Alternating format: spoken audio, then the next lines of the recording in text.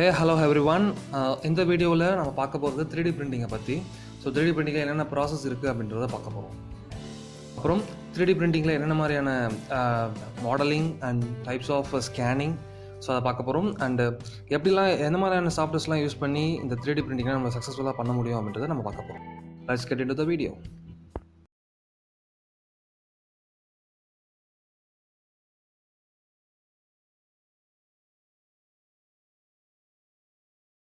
SolidWorks அப்படின்ற software use பண்ணி நான் ஒரு 3D மாடல் க்ரியேட் பண்ணியிருக்கேன். பார்த்தீங்கன்னா இது ஒரு கப்பு, அதில் வந்து ஹேவ் ஏ நைஸ் டே அப்படின்னு சும்மா எழுதியிருக்கு.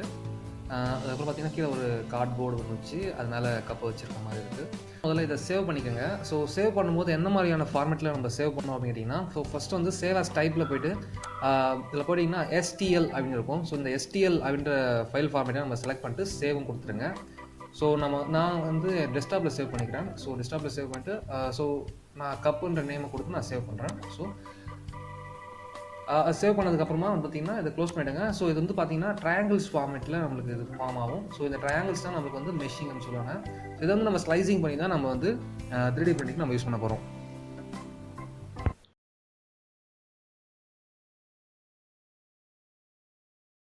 ஸோ பார்த்தீங்கன்னா இங்கே வந்து நான் Cura சாஃப்ட்வேரில் அந்த கப்புன்ற STL ஃபைலை நான் ஓப்பன் பண்ணியிருக்கேன். ஸோ இது வந்து பார்த்திங்கன்னா கொஞ்சம் டைம் எடுத்துக்கும். ஸோ இது லோட் ஆகிடுச்சுன்னா அப்படின்னாக்கா இந்த மாடல் வந்து நமக்கு இந்த பிளாட்ஃபார்மில் வந்துடும். So we have to wait for some time. So இது பார்த்தீங்கன்னா Curaன்ற சாஃப்ட்வேரில் நான் ஓப்பன் ஆகுது இந்த கப்புன்ற ஃபைல். ஸோ அதுதான் வந்து என்னென்னா STL ஃபைல் வந்து automatically it will open in Cura. So அந்த Curaன்ற ஃபார்மேட்டு அது அந்த Curaன்ற சாஃப்ட்வேர் வந்து இந்த STL ஃபைலை ஆட்டோமேட்டிக்காக ஓப்பன் பண்ணும். ஸோ இந்த Curaன்ற சாஃப்ட்வேர் வந்து அல்டிமேக்கர் அப்படின்ற ஒரு 3D பிரிண்டிங் மிஷின், அந்த கம்பெனி தான் வந்து Curaன்ற சாஃப்ட்வேரை கொடுத்துருக்காங்க. ஸோ இது வந்து ஒரு 40-50 மிஷினுக்கு செட் ஆகும். பட் இருந்தாலும் ஒவ்வொரு கம்பெனி 3D பிரிண்டிங் மிஷினுக்கும் அவங்கவுங்க ஒரு சாஃப்ட்வேர் கொடுத்துருப்பாங்க. ஸோ பார்த்தீங்கன்னா இப்போது நான் கொடுத்த அந்த கப் மாடல் வந்து இங்கே வந்துருச்சு வித் அந்த கார்ட்போர்ட் பின்னாடியோட வந்திருக்கு. ஸோ இதை வந்து நான் என்ன பண்ணுவோம் அப்படின்னாக்கா நமக்கு ஏற்ற ஓரியன்டேஷனுக்கு ஏற்ற மாதிரி இதை ரொட்டேட் பண்ணிக்கலாம். ஸோ இதில் ஒரு விஷயம் நம்ம கவனிக்க வேண்டியது என்னென்னா, ஸோ எந்த ஓரியன்டேஷனில் நம்மளுக்கு கம்மியான மெட்டீரியல் நம்ம செலவு பண்ண முடியும் அப்படின்றத நீங்கள் பார்த்துக்கணும். ஸோ இது கப்புன்றதுனால கொஞ்சம் ஈஸியான விஷயம் தான். ஸோ இதை நான் ஈஸியாகவே நான் எப்படின்னா பிரிண்ட் பண்ணிக்கலாம். ஸோ அது எப்படி பட்டாலும் அது குறிப்பிட்ட மெட்டீரியல் நம்மளுக்கு கண்டிப்பாக தேவைப்படும். ஸோ அதனால் என்ன பண்ணுறோம் அப்படின்னாக்கா இதை ரொட்டேட் பண்ணிக்கலாம். இது ரொட்டேட் பண்ணுறது இந்த மாதிரி ஒரு ஆக்சஸ் வந்துடும். ஸோ இது மூலிமா நம்மளால் ஆங்கிள் வச்சு நம்மளால் ரொட்டேட் பண்ண முடியும். ஸோ நான் இப்போ ரொட்டேட் பண்ணிட்டேன். பார்த்தீங்கன்னா கப் வந்து கரெக்டாக இங்கே செட்டில் ஆகிடுச்சு. ஸோ அதுக்கப்புறம் நான் இதை ஜூம் பண்ணி பார்த்துட்டேன் அப்படின்னா ஸோ ஃபுல்லாகவே அழகாக செட்டில் ஆகிருக்கு. ஸோ நம்மளால் இப்போ நம்ம இந்த பிரிண்டிங்கை நம்ம ஸ்டார்ட் பண்ண முடியும். ஸோ இதுதான் ஃபஸ்ட்டு திங் நம்ம பண்ண வேண்டியது. ஸோ நம்மளுக்கு ஏற்ற ஓரியன்டேஷன் நம்ம திருப்பி வச்சாச்சு. ஸோ நெக்ஸ்ட் நம்ம பண்ண வேண்டியது எல்லாமே பார்த்திங்கன்னா machine settings.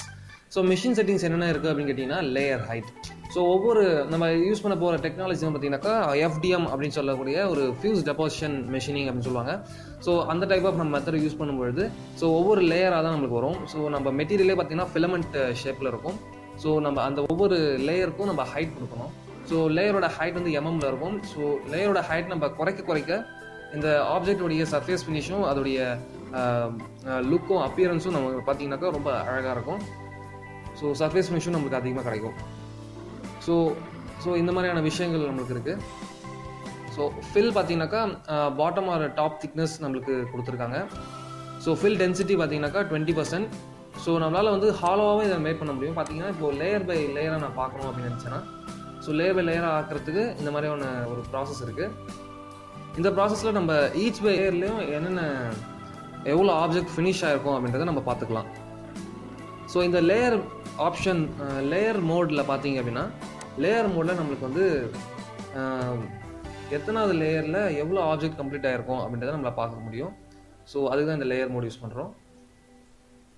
So layer mode ஆகிறது பார்த்திங்கன்னா இங்கே லோட் ஆகிட்டுருக்கு. ஸோ லேயர் மோட் லோட் ஆகிட்டதுக்கு அப்புறமா நம்மளால் எந்த லேயர்லேருந்து எந்த லேயர் வரைக்கும் நம்மளால் பார்த்துக்க முடியும். ஸோ பார்த்தீங்கன்னா இந்த லேயர்ஸ் நம்ம குறைக்க அதோட மெட்டீரியலையும் வந்து நம்ம குறைச்சிக்கிட்டே வரும். அதுங்களா? ஸோ நம்ம லேயர்ஸ் நம்ம இன்க்ரீஸ் பண்ண மெட்டீரியல் கம்ப்ளீட் ஆகிட்டே வருது. ஸோ இந்த ஃபில் டென்சிட்டின்றது ஒரு மெட்டீரியல் வந்து சாலிடாக இருக்கணுமா இல்லை ஹாலோவாக இருக்கணுமான்றதை டிசைட் பண்ணுறதுக்காக இந்த ஃபில் டென்சிட்டி பர்சன்டேஜில் கொடுத்துருப்பாங்க. 20% கொடுத்தோம் அப்படின்னாக்கா நம்மளுக்கு வந்து மெட்டீரியல் காஸ்ட் ரொம்ப கம்மியாகும். ஸோ மெட்டீரியல் ரெக்குவயர்மெண்ட்டும் நம்மளுக்கு கம்மியாகும். 100% கொடுத்தீங்கன்னா ஃபுல் மெட்டீரியல் சாலிடாக கிடைக்கும் நம்மளுக்கு. ஸோ அந்த மாதிரியான டைமில் வந்து டைம் இன்க்ரீஸ் ஆகும். ஸோ அது 3D பிரிண்டிங் டைம் இன்க்ரீஸ் ஆகும். இதில் பார்த்தீங்கன்னா 3D பிரிண்டிங் டைமுக்கும் நம்ம கொடுத்துருக்கு 12 hours 49 minutes ஆயிருக்கும். ஸோ 20% டென்சிட்டிக்கே 12 hours 49 minutes தேவைப்படுது. அண்ட் ஆல்சோ நமக்கு மெட்டீரியல் ரெக்குவயர்மெண்ட் பார்த்தீங்கன்னா 16.27 மீட்டர், அதாவது நம்ம யூஸ் பண்ண போகிறது வந்து ஃபிலமெண்ட் டைப்பு. ஸோ ஃபிலமெண்ட் டைப்ன்றது ஒரு ரோல் மாதிரி இருக்கும். அந்த ரோல் வந்து பார்த்தீங்கன்னாக்கா 16.27 மீட்டர் நம்மளுக்கு தேவைப்படுது. அண்ட் ஆல்சோ ஓவரால் வெயிட் பார்த்தீங்கன்னாக்கா 129 கிராம். ஸோ டோட்டல் ஆப்ஜெக்ட்டுமே நம்மளுக்கு 129 கிராமில் நமக்கு கிடைக்கும். So print speed. So next நம்ம பார்க்க வேண்டியது ஸ்பீட் அண்ட் டெம்பரேச்சர். அதில் பிரிண்ட் ஸ்பீடில் பார்த்தீங்கன்னாக்கா mm/s கொடுத்துருப்பான். ஸோ 3D பிரிண்டிங்கோட நாசில் அந்த எக்ஸ்ட்ரூடர் இருக்குங்களா, ஸோ அதோடைய ஸ்பீடை நம்ம இதில் கொடுத்துக்கலாம். ஸோ பிரிண்டிங் டெம்பரேச்சர் பார்த்தீங்கன்னாக்கா ஒவ்வொரு நம்ம யூஸ் பண்ணுற ஃபிலமெண்ட் மெட்டீரியலுக்கும் நமக்கு வரும். ஸோ நம்ம என்ன மாதிரி டெம்பரேச்சர் நம்ம யூஸ் பண்ணுறோம் அப்படின்றது நம்ம தான் டிசைட் பண்ணணும். ஸோ ஃபிலமெண்ட்டோட டயாமீட்டர் இதில் கொடுக்கலாம். ஸோ ஃபிலமெண்ட்டோட டயாமீட்டர் நம்மளுக்கு மாற்றிக்கலாம். ஸோ less than 3 mm தான் இருக்கும். ஸோ ஃபிலமெண்ட்டோட டயாமீட்டர் நம்ம குறைக்கும் பொழுது நம்மளுடைய சர்ஃபேஸ் ஃபினிஷ் நமக்கு கொஞ்சம் அதிகமாக கிடைக்கும். ஃப்ளோ பர்சன்டேஜ் அப்படின்றது இருக்குது. இந்த ஃப்ளோ பர்சன்டேஜ் 100% இருந்துச்சு அப்படின்னாக்கா உங்களுக்கு வந்து சர்ஃபேஸ் ஃபினிஷ் இன்னும் அழகாக கிடைக்கும். ஸோ அட்வான்ஸில் பார்த்தீங்க அப்படின்னாக்கா மெஷினுடைய நாசில் சைஸ் அண்ட் ரெட்ராக்ஷன், அதோட டிஸ்டன்ஸ், அதோட ட்ராவல் ஸ்பீட் என்னன்றது நீங்கள் கொடுத்துக்கலாம். ஸோ இதில் நம்ம கொடுக்குற அந்த ஸ்பீடு தான் வந்து நம்ம ஜி கோட் ஜென்ரேட் பண்ணும்போது அந்த ஸ்பீடோட வேல்யூஸ்லாம் வந்து அந்த ஜி கோடில் இன்பில்ட் ஆகி வரும். ஸோ அது ஆட்டோமேட்டிக்காக நம்ம மிஷினில் கொடுக்கும்போது அந்த ஜி கோடு பிரகாரம் அந்த மிஷின் ரன் ஆகும். So that we can control the speed by using this software itself. So கடைசியாக பார்த்தீங்கன்னா start or end G code அப்படின்ற ஒரு விஷயம் இருக்கும். ஸோ நம்ம இந்த ஆப்ஜெக்ட்டுக்கான இந்த கண்டிஷன்ஸ், ஸோ 552 லேயர்ஸ் இருக்குது. இந்த 552 லேயர்ஸ்க்கான அந்த கண்டிஷன்ஸ்க்கும் ப்ளஸ் நம்ம உள்ளே கொடுத்த அந்த ட்ராவல் ஸ்பீட் அண்டு நம்ம கொடுத்த எல்லா கண்டிஷன்ஸ்க்கும் ஏற்ற மாதிரி இதோடைய ஜி கோடு இது ஜென்ரேட் ஆகிட்ருக்கும்.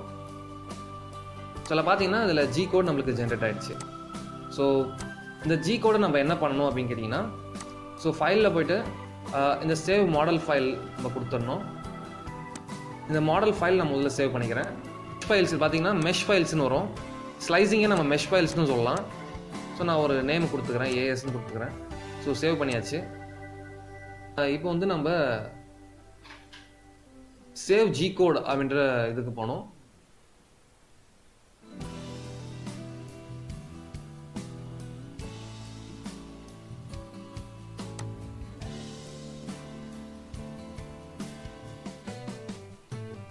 சேவ் ஜி கோட் அப்படின்றத நம்ம கொடுத்தோம் அப்படின்னாக்கா நம்மளுக்கு வந்து ஜி கோடான அந்த வேல்யூஸ்லாம் நம்மளுக்கு சேவ் ஆகிடும். ஸோ அதை நம்ம பென்ட்ரைவில் காப்பி பண்ணிட்டு நம்மளுடைய 3D பிரிண்டிங் மிஷினை நம்ம கொடுத்தோம்னா we can directly print the object.